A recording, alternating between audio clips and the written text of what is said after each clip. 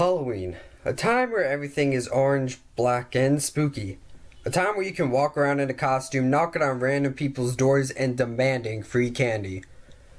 Trick-or-treating is a beloved practice in our culture. While it's mainly for kids, nowadays many teenagers my age, and even adults, love to join in on the fun. And I don't blame them. After all, it's free candy. But when I tell somebody I don't go trick-or-treating, they look at me like I'm the Grinch of Halloween. Like I've killed their entire line of ancestry up to this point.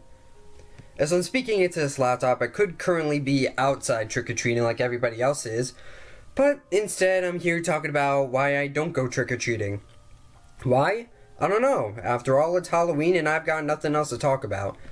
And maybe when the next person asks why I don't go trick-or-treating, I could just send them to this video instead of repeating the same reasons over and over again.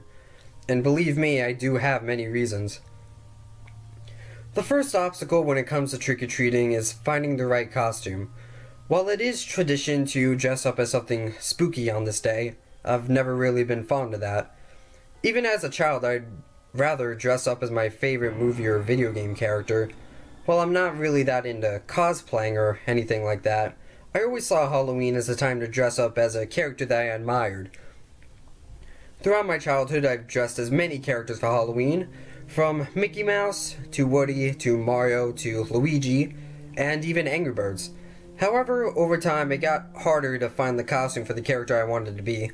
After all, it's much harder to find a Halloween costume for a video game character than it is to find your average skeleton.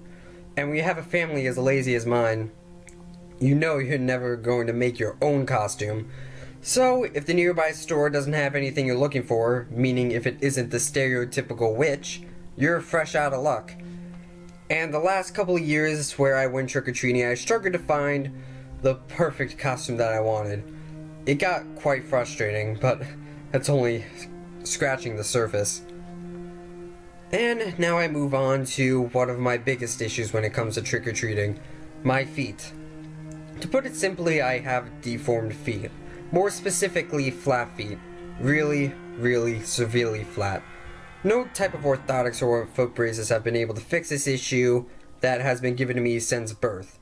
I've had multiple surgeries in an attempt to fix this issue, but they've given nothing to me but pain and a darkness. Now, don't get me wrong, I'm not completely crippled. I can still walk around in my heart's desires if I really wanted to. However, the general rule is this: the longer I walk around, the more my feet hurt. Eventually, I'll have to sit down. Now, granted, this rule can technically apply to anybody.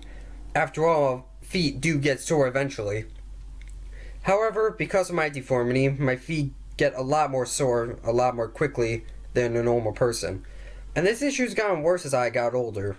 Nowadays, I can't even get from point A to point B in my old school without some foot pain. You can see how this is problematic while trick-or-treating. As a child, I never nearly got as much candy as the other kids. While my peers were able to walk around town all day long for hours on end without a problem, I would barely make it for an hour and a half of trick-or-treating at most, before I had to painfully trudge home for the rest of the day, resting my feet after the hell that I put them through. So, after torturing myself significantly, I already have less of a reward than most people. But it gets even worse than that.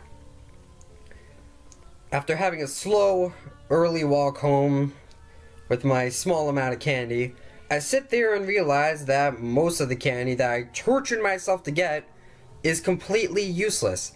Guess what? I'm allergic to peanuts. I have a food allergy to peanuts, tree nuts, walnuts, etc. If I ate any of those peanut butter filled candies, I'd die in minutes.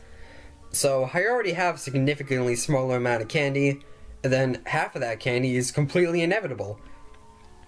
Those of you who are handing out Halloween candy this year, if there's one thing you could take from this for sitting down and listening to me ramble about this day, please do us a favor and make sure that you buy at least some candy that is peanut and dairy free. I'm not asking you to go full-on teal pumpkin and provide completely allergy-friendly candy. I get it, that's lame.